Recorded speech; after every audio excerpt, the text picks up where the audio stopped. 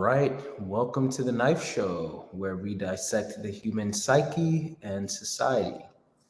I'm your host, Denzel Mensa, and I'm an ENFJ. And I'm Joyce Meng, and I'm an INFJ. And today we're here to talk about words of affirmation. Are words cheap? And so, oftentimes, there can be a reluctance to accept words of affirmation because you don't know if the person saying it is really meaning what they're saying. Do they say that to everyone? There can be oftentimes I'm the one who says words of affirmation because it's one of my top love languages, so I want to give someone the gift of my top love language. But I find one of the common resistances is that real, or do you say that to everyone? Do you give it loosely? And if it's loose, then it doesn't mean anything. And Mhm. so people are very suspicious of words, but maybe due to circumstances where actions have not matched up to words, or Mhm. it's just they don't see themselves giving so many words of affirmation, so they get suspicious because they're like, well, I wouldn't do that, so I wonder if there's something, I don't know, behind this, or that you don't mean it as much as you're saying. And so we're here to talk about if words are really cheap. Yes, it's actually interesting. Joyce brought up this topic for today, and it's something that I have been thinking about a lot, especially recently. Um, so essentially, like I tweeted about 2 days ago, I wish certain words of affirmation did not lose their value to some people on the receiving end of them over frequent use, and rather the value of the sentiments were instead based on the level of intentionality slash thought the affirmer had put into the sentiment. So that's very wordy. Like, what was that, like 11 or 10? Yeah, 10:30 at night. So it was just kind of like a wordy thing. But essentially, what I was saying was that one thing about me is that I really, really disdain when my words are cheapened. Um, and that sometimes happens a lot. Like I've uh, been said to, like, oh, you're just gassing me, kind of thing. And it's like first I get upset because it's like, no, I know that there are people in life who just love to throw hollow flattery, which made a video on that before. But that is not me. I put so much intentional thought into the words that I say, especially when I'm affirming someone, that if somebody looks at the diamonds that or pearls even, that have taken time to be created and pressured and all of that through the oyster, and then they're like, but there's probably hundreds of these just flying around and it's cheap or whatever. That's very upsetting because I'm very intentional with the person. Like, I'm the same guy who a few years ago, when I had a birthday party or a birthday dinner, just out of the blue, like I just went around the table and I told all of the people that were present why I appreciate our specific dynamic so much.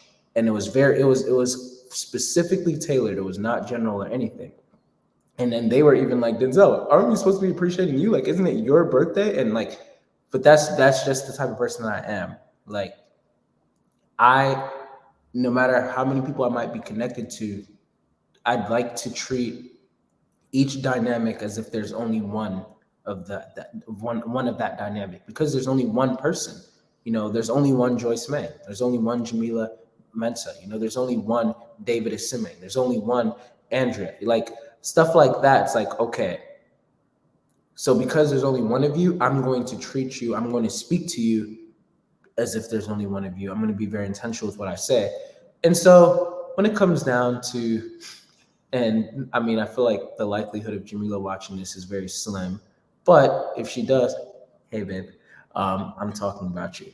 One of the things that kind of triggered me tweeting that was Jamila and we actually do have the same love language, but I guess me being FE Dom, her being FI Dom, so extrovert introvert differences as well. We come about things a little bit differently. She says that she's more of the person to think of like maybe like a romantic, or adventurous like outing, whereas like I'm the type of person to bring intensity and gaze and eye gazing and like depth of conversation and stuff like that. And so that being said, I tend to do this thing where I do just honestly speaking, just believe Jamila to be like the most physically attractive woman that I've laid eyes on. And that's just like how it is. And it's mainly because it's like, okay, even without any makeup, like I see her when she just wakes up and everything. It's just like, dang, like physically, you're still able to quote unquote, not that it is a competition, but you're still able to be in the ranking with other women that I would also consider to be attractive. And this is you without makeup. Like that's awesome, whereas like there's a lot of times I've seen people, who without the makeup, it's like, oh, you look different, and it's not that you look bad, it's just like you look different. I don't know. There's a point to all of this, I swear. So I so I'm constantly telling Jamila stuff like just randomly, like when I catch myself admiring her outer beauty, then I just might say something like, Jamila, you are just so gorgeous, or like you're just so fine, or like whatever. And it has gotten to a point where literally she'll respond like I'll be like, Jamila, and then she'll be like, and I'm like, you are so beautiful. She's like, thanks. And I'm like, and it happens a lot. And I know it's most likely because it's not that she doesn't believe what I'm saying, but maybe I've said it too frequently. So now the words have become cheap to her, as opposed to like maybe when we first met, or if somebody else were to now say it, where she would probably respond a lot more happily. Or maybe it's because like, oh, well, you're my husband, you're supposed to think that way, kind of thing. And the reason why to me that's like a problem is because that's like a small example of like, a lot of things that could happen with other people. Like I'm the type of person that I'm not gonna tell you that I think that you're a great singer if you're not a great singer. Like that's just not me. Like I'm not gonna tell you that you're a bad singer either. I'm gonna keep that comment to myself unless if you ask me my opinion, I'm gonna give you my honest opinion, in the kindest way that I can possibly do so. Um, but I don't like when, I might even say someone's like, yeah, like my best friend or something. It's like, oh yeah, you probably say that to everyone. Or like, it's like, what? No, I really do put thought behind my words. I'm very intentional with how specific my words are. Like, wait a minute. Prettiest literally means out of everybody that I've seen. Can I remember all of the faces that I've seen or that like and stuff like that? Like, do I actually believe that? I always want my words of affirmation to be honest and true. And so because of that, once again, I do not believe in hollow flattery. And so all that being said, I think that because there are a lot of people who do seem to just throw words around like willy nilly, then understandably, there's been a rise of people who raise an eyebrow whenever you might compliment them. Because, like, yeah, well, what are you up to? Or, like, do you say this to everyone and that kind of thing? Or maybe you're just saying it because you think that you have to be nice. I think that one big thing is, Joyce, we all know from your channel, at the end of almost all of your videos, if not every video actually, then you go around in a circle with your words of affirmation machine gun and you intentionally kind of do the same thing that I did at my birthday dinner. You're like very intentional with the specific things that you're saying for everyone on your channel. And you've even said at one point that people have expressed that they don't like when you do that. And they feel awkward about it, or sometimes even feel like, you feel like you have to do that. Even I at one point thought like, is it because Joyce has done this maybe like once or twice that now she feels like she has to keep on doing this? And is it hard for her to be like, oh shoot, I have to think of something for Roderick? There's never been a Roderick on her channel that I know of, but just, So I think about that and I'm like, I'm not saying that Joyce doesn't mean what she's saying, but I wonder if she feels like she has to say these things for other people's sake. And then you surprised me by saying, like, no, if anything, you feel, and you can correct me if I'm wrong or if you've changed your mind on this, but you feel like you have to say those things at the end, not for their sake, but for your own sake, because it's just bubbled up so much in you that you just need to express what you think and what you feel about each person on the channel. And if anything, it's more of a gift to you for them to just submit and accept your words of affirmation to them and not to cheapen it. That was a lot, but that's my original thoughts on all of this. And so I guess I'm wondering, like, what are your responses to a lot of that? Yeah, it feels good to let out the admiration, like you said, when you were appreciating Jamila and how pretty she was. I have these bubbled up admirations of people, and I'm like, I'm admiring you from afar, and I just want to tell you why I admire you. And I don't want to keep it to myself, because why would I keep it to myself? One, it doesn't feel as nice when it's not expressed, so it feels good to have it be known and transparent. Um, and two, it's great because then you know why I like you, and you know that why you know the reason for why I stay in touch with you. And you know exactly the things that I find, or at least some of the things that I find really amazing about you, and you don't have to be in doubt about it. So I kind of like to dispel doubt for myself because I don't want you to doubt why I like you. Um, and it's also because it's important for me that people know where they stand with me. And so I use words of affirmation to affirm people or reassure people where they are with me. And I have to do that to feel like I'm fully being good in the relationship, because it's like, I don't know how to explain it. It's like I feel like I need to say those compliments because I don't know when everyone is going to die one day, and so I want them to know that I love them. And so I want them to know, so that on their deathbed, they're not in question of the things that I like about them. That they know what I'm seeing in my mind. Because there's a part of my introverted intuition that likes to explore other people's minds, right? So I want them to have a clear image of what's in my mind when I see them. Because we can never fully know what someone else's experience is, but we can approximate it through the things that people are giving cues of or clues of, or they say out loud. And so that they can behold the wonderful things that I behold in my mind about them.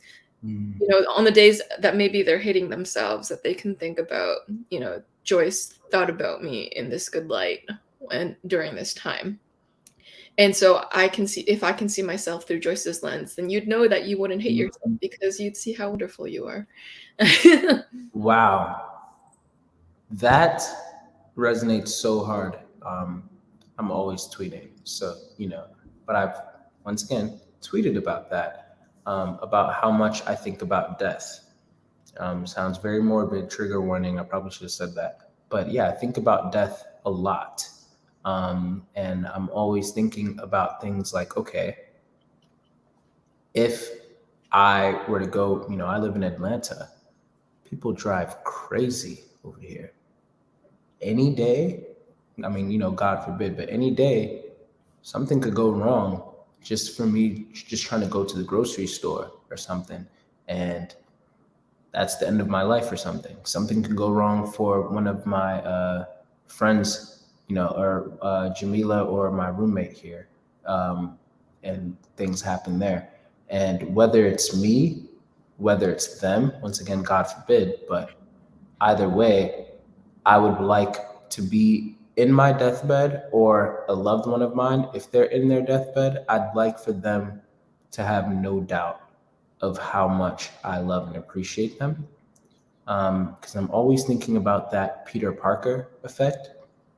Something that's always hit me was how, with Peter Parker, like his last conversation or his last interaction with Uncle Ben was him yelling at Uncle Ben. Like he was pissed. He even said like, "Well, you're not my dad," all of that.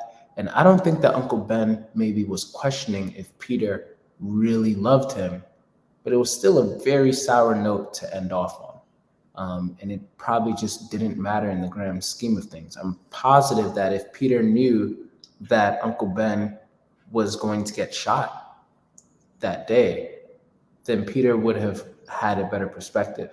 And that is honestly just how I think a lot of times. Like when it comes to, being effusive with my words, it's like, to me, it is so corny to be like, oh yeah, I'm not gonna say I love you back because it's sappy and it no, like, because if the person dies,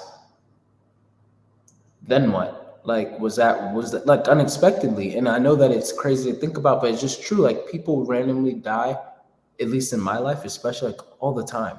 It happens at the most random times, and especially with this COVID stuff going on now. Like I just saw a post the other day about how Barack Obama now has COVID. And I'm like, dang, like this thing is still even going around. Like, who knows? Like, how if he's gonna die? Like, we don't know. Like, so because I'm always thinking of like how soon people could die, then I just always want to make sure too that they always know where they stand with me.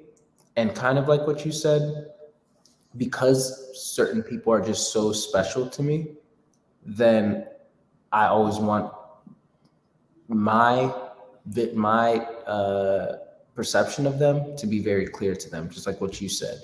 Like, oh, this is how Joyce sees me. Like, I want them to see, like, no, you might know that I love you, but I want you to know like how much and how deeply that I truly love you. And yes, words are absolutely cheap if you do not back them up with action. I 100% agree with that. I mean, I 100% like believe that. But if I'm already like, expressing this, through my actions and through loyalty and all of this other stuff, then I feel like when I speak my words, then it should be like the cherry on top. It should be the sprinkles that is added onto it, the seasoning to the meal. Um, because that's what makes for like the full course. And just for the record, my top three love languages are quality time and words of affirmation. They're kind of like equal, with quality time maybe being a little bit higher, and then physical touch. And so with those top three already, like that's something that's very important to me, that even during our quality time, I like for words to be exchanged, but I'm not necessarily going to force it. I don't like forced words of affirmation. I don't like, I don't like thinking like, oh, well, we have to be saying things to each other right now. And so let me start forcing stuff. It's like, no, I want to be able to wait and feel it, because that's when I believe that it's most valuable. So if someone just maybe requests and asks me out of nowhere, like, hey, can you like tell me, how you feel about me or whatever, that might catch me off guard. And it's not to say that I can't do it, but it probably won't be like as powerful as when it's kind of like I'm a like a surfer that's just sitting on like the beach and waiting for the waves. And whenever a wave comes up at sea, I run after it immediately and I ride that wave all the way till it crashes. And that's kind of how I feel about my emotional turbulences toward other people. I'm just chilling on the beach. And then if there's a wave that rises, whether it's a tide wave or whatever, and I just feel like, man, I just at this moment, a huge wave has come up in me. And I just really want to tell Joyce how much I love and appreciate her for being my friend and this is that. Why the heck would I skip out on that wave? I'm going to ride it. That's just what it is. Of course, there are people who are less skilled surfers, and I guess that makes sense. But, and this is where the analogy or the metaphor might fall apart. So I'll stop there. But essentially, what I'm saying is that, like, I guess no, it still works. It's why would you stop the person from going? Why would you stop a person who does want to surf from going to surf on that wave? Um, yeah, I guess that's mainly like what I'm saying. Like for me, it's just so offensive when people cheapen my words or make it seem like, oh, yeah, well, he says that to everyone, or he didn't put too much thought into this, stuff like that. Um, and I'm just wondering like how frequent this could be for other people. And for those who might even be watching, like, oh, shoot, I do kind of always shut down so and so whenever they're telling me how they feel about me and stuff like that. I challenge you to look into yourself and figure out, well, why do you do that? Why do you think that so and so might be insincere or fake with what they're saying? Maybe they are not doing well with following through with actions. So that's what's cheapened their words to you. Maybe it's said so often that you feel like, oh yeah, I'm used to it, which is what my tweet was about. Like that sucks that just because I say I love you to you every day doesn't mean that each time should be cheapened. Like, oh, well, I'm used to this person saying I love. Like, I feel like it still should be powerful words each time. The power and the value of the words should be once again based on how much thought and intentionality was put into it. And if you put enough thought and intentionality into it each time that you say it, rather than just tossing it around, the value, at least from the affirmer, should always remain true. But unfortunately, the way the world works, no matter how valuable it is here, like I could have a diamond and say like this is worth like $20,000, and then I could bring it to a baby, and a baby does not know that this is worth $20,000. So even though objectively it might be worth $20,000, if the baby doesn't view it as $20,000 and just eats it, or swallows it, or throws it away, it doesn't matter how valuable it is. And so if I'm trying to give these words of affirmation, there's a verse that says, don't cast your pearls to swine. It doesn't matter how valuable your words start off. If the receiver is not accepting it as valuable, then one might even start to think, well, then what's the point of sharing these words in that way? Which, yeah, to an extent, I've cut back on how frequently I affirm Jamila for that reason. And she doesn't seem to have noticed. So it is what it is. But yeah, I'm just spitballing here. Yeah, and the reason why it hurts when people don't accept your words of affirmation is because you give it vulnerably. And whenever you give something vulnerably and it's taken poorly, it's like a shot in the heart because you're a turtle who took off your shell and you're like, hey, look, it's me. And then they're like, shoot you down, and you're like, ah. Mhm, It's mhm. like putting a lot of thought and intentionality into baking a cake and then having someone slap it out of your hand. It's like, that cake wasn't meant for me. That was meant for Alice or something. And then it's like, no, that was meant for you. I had this whole end in mind, and it's ruining that future plan also of, Mhm. I want you to receive it so that you are able to know how I feel towards you and what I find great about you, and that it's not just how I feel subjectively, but there's an element of objectivity too, because I don't use my words lightly. And so when I say you're the prettiest girl, I actually mean objectively, you are the prettiest girl. So it's reaffirming to the other person it's not a delusion. And so it hurts when the other person finds a way to cheapen it. Mhm. And as a words of affirmation person too, I get really hurt too when people don't accept it, because they'll never know the true capacity to how much you view them in admiration, which is sad because it's a loss of potential too that you deal with as an NF. Like, oh wow, that the full potential of this word is not being realized, which is quite sad. It's like I have a friend who I think she's wonderful, and I've been telling her like how wonderful she is since the moment I met her, and she's never fully internalized it. And I'm like, it makes me feel sad because I'm like, I literally mean it. I'm like almost expressing to you my borderline kind of like my borderline like it's so much love it almost feels inappropriate for the average person, Mm. because it's like that's not really what's culturally expressed, but that's how I feel. And Mhm. they're always like, "Oh, Joyce, you love me." I'm like, "But you don't know that I'm how much I love you, like how deep Right. goes, and it's offensive that they only comprehend like 5% of it through not Mhm. fully accepting the depth of it. And it's like, well, great. Now it's frustrating because it hinders the depth of the relationship too, because if they don't know that you love them that deeply, then the relationship can only go so far. It's a, Mhm.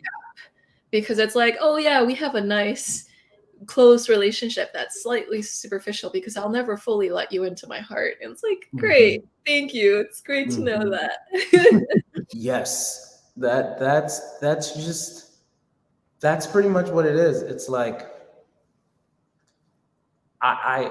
you cannot fathom just how deep this goes, and it's like like, and it even gets to a point where it's like words are not even enough. Like there's got to be some way to even like further express just how deep this goes. But once again, if the other person can't really comprehend it, then that's also going to somehow put a cap on the dynamic. Um, and especially as NFJs, we're always wanting to have a more and more improving and fulfilling dynamic. Like that's the nature of FENI. Like I see the potential here, and I'm just constantly thinking, how can I better this? How can I better this? Even if it's not bad, how can I improve this? How can I continue to improve this? And so, words of affirmation, when they're not accepted it properly, it could be very hurtful both to the giver and to the relationship in general. It can be stifling to the growth of that dynamic.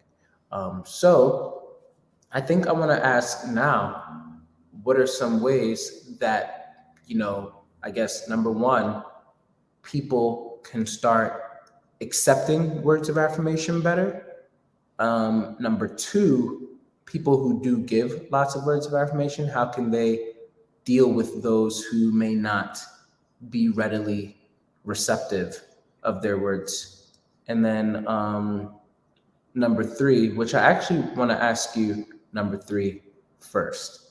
Um, what are you expecting in return when you give those words of affirmation? Like, I think for me, for example, I never, I never expect a person to say things back. Like, again, I was the type of person that I was known back in high school and middle school for sending long paragraphs to people on their birthday about how much I love them and appreciate them and yada, yada, yada. Like, I did not just keep it to a simple happy birthday, hope you have a great day, whatever, whatever. It was a long paragraph detailed about why I am happy that you were born.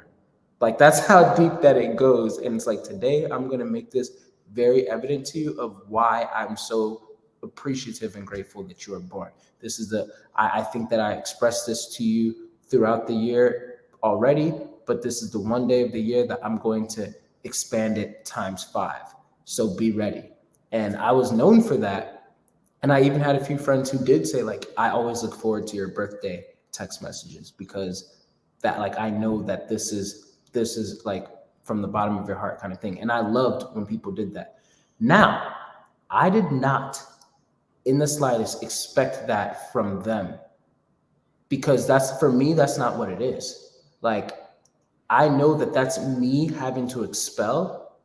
And if just because I wrote you a whole long text message doesn't mean that I'm expecting you to now all of a sudden be obligated to say such effusive and detailed and long stuff back, especially like on my birthday or whatever like that. If the same people that I said these happy birthdays to said, "Hey, happy birthday, Denzel. Like, I hope you have a great day, blah, blah, blah. I'm very appreciative, blah, blah." That's fine for me. That is 100% fine because I'm not expecting that kind of response from them. That's a me thing, you know? Um, but I think that some people could probably fear that, like, okay, now that he said all this, now I'm obligated. And it's like, no, no, no, not at all. At least not for me. I just want you to be receptive. So with Jamila, for example, it's not that, it's not that because she doesn't have anything to say back that I'm upset. That's not really the case. It's more like the the casuality of it. It's like, oh, I just gave you $2,000, $20,000 diamond, and oh, thanks. tosses it in with the rest of the $20,000 diamonds. It's like, okay, just because you have a lot of those does not mean that it's cheaper now. Like a king who has a whole bunch of gold trophies or a whole bunch of like just gold sitting in their closet doesn't mean that the gold is any less valuable. Um, but maybe the king could not really learn to appreciate it anymore until it becomes more scarce. And sometimes that seems to have to unfortunately be the social strategy. Like you have to make such things more scarce so that the person can continue to appreciate the true value. And the value doesn't change just because it became more scarce, at least not in this situation for me. It just changed subjectively on the receiver's end because like, oh, this doesn't really happen often. Um, but I really try to be the type of person that no matter how frequently things are said to me, the value will always be as valuable as like I try to gauge how valuable it is to the sender so that I can receive it at its maximum. So it doesn't matter how many times you tell me whatever.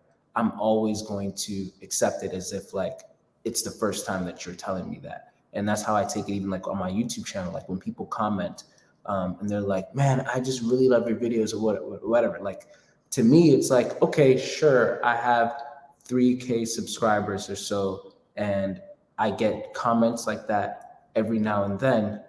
But I swear, that still means so much to me every single time. Every single time. There's not one time that I'm like, oh, yeah, another person just said they love my video. Thanks. No, that is like, wow, I'm so glad that people still really appreciate and love the content that I put out there. Oh, wow, here's another man. Thank you. This really means a lot because it does.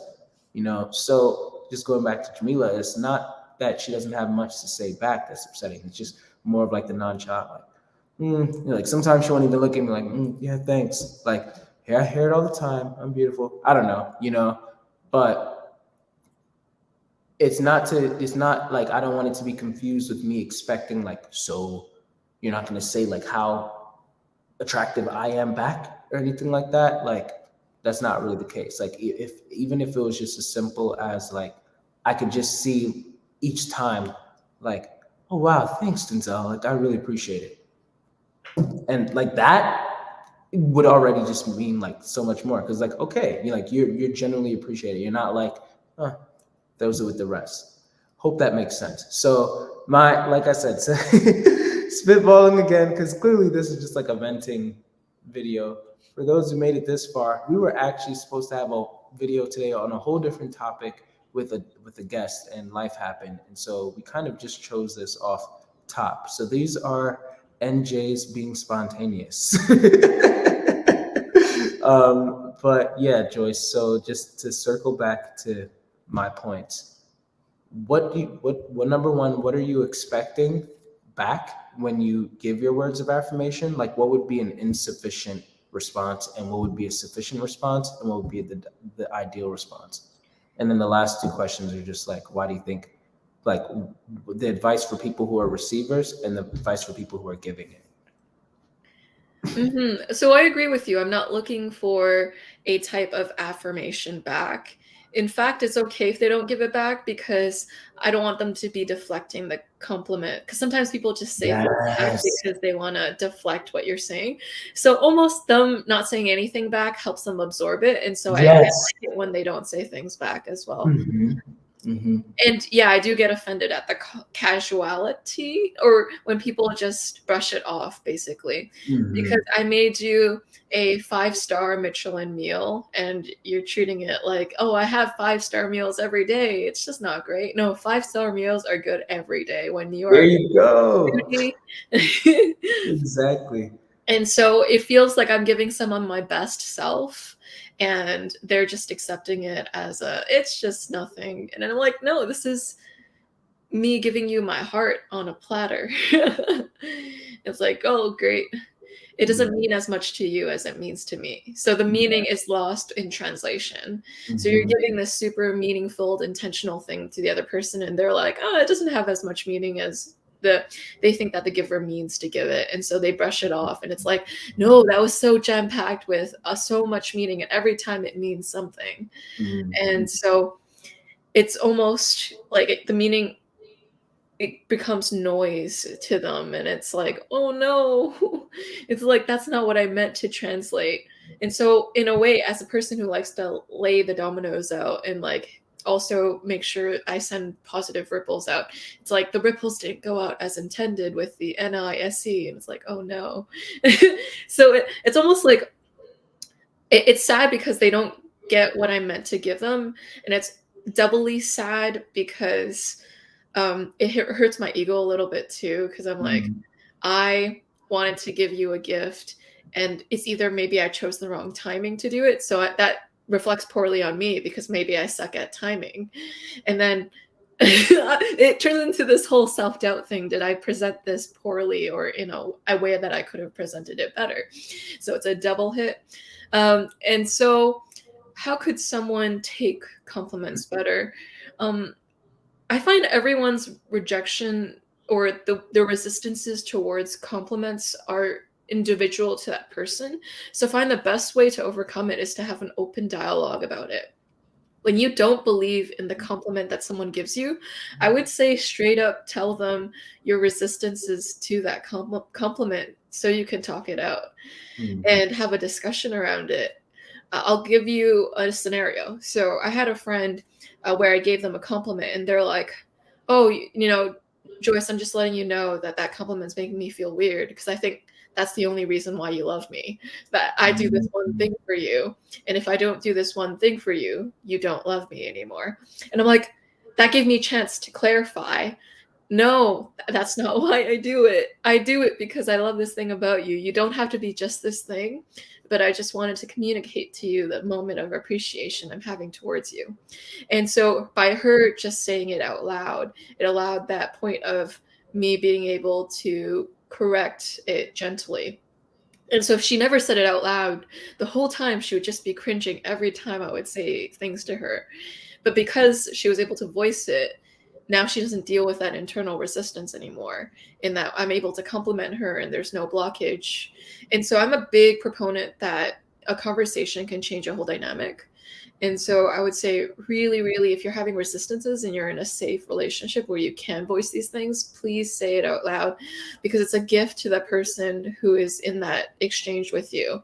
Because now they know exactly why you're feeling weird about it, and they can clarify for you so that you guys can be on the same page again, so that the meaning that it has for me can be translated to you without you having blockages that I'm not aware of because it's not being said out loud. Yes. A words of affirmation person can deal with someone not being receptive. What's worked for this words of affirmation person is to have a wide circle of friends. So I Mm. find people's base position on words of affirmation rarely changes. There are these rare cases in which it does, but your best bet is to actually find people who appreciate words of affirmation rather than converting someone onto the words of affirmation side. I 100% agree with you. That's actually what I've done. So that's funny. Yeah, rather than trying to climb uphill a mountain, it's better to just find the slopes and just do the path of least resistance. Mm. Mm. There are ways to make people who are less inclined to words of affirmation like it more. So I'm not typically a gifts person in the love languages, but I've learned to love gifts because I Same. can see the thought, intentionality, and attentiveness around some gifts. And so my opinion around that has changed. But it's really hard to do that for a lot of people. So I would say um, it's better to find people who speak your language so you don't spend a lifetime translating your soul, and that applies here. So it's better to just find people who can understand your love language by the get-go so you don't feel eternally discouraged and that there's something wrong with you. If you keep giving words of affirmation and it's never received, you will actually go a little weird inside. Like there's something internally that's going to start feeling like it's off base. And that's because people are having trouble reading your needs. And if you go a prolonged time without people being able to read your needs, you will actually be starved. And so it's good to find people who can accept words of affirmation naturally that you don't feel starved of being able to express meaning and having them be able to receive it in the way that you need it to Right. feel okay. Yeah. Yeah. I 100% agree with everything that you said. I resonate with that. So hopefully y'all have gotten something from this rather spontaneous knife show episode. And next week we'll be back with a guest. I think that you're going to be enjoying that one. But if you are a words of affirmation giver, hang in there. Don't try so hard to convert people, but at the same time, find those who you do feel that way toward and would be receptive to your words. And also try to communicate to the receivers, like, hey, by the way, just so you know, when I say these things, my only expectation or request is that you're receptive, that you submit and receive. That's pretty much what it is. I'm not expecting you to reflect it, deflect it. Oh man, that's even worse. It's like, no, I'm not that. Whoa, I'm talking about what I perceive and I what I appreciate about you. Like, so please accept the gift. And The only thing we want is for the other person to believe it, and that's it. yeah, believe that we believe it, I would Yeah. say.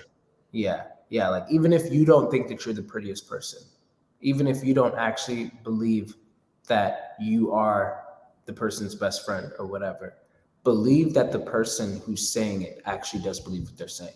And if you do that, you're good. Like, I think that that's all that we pretty much like ask and receive it genuinely. So yeah, all of that being said, leave your questions, comments, concerns, and thanks for watching. Until next time, Stay stay sharp. sharp. また夜が明ければお別れ夢は遠き幻に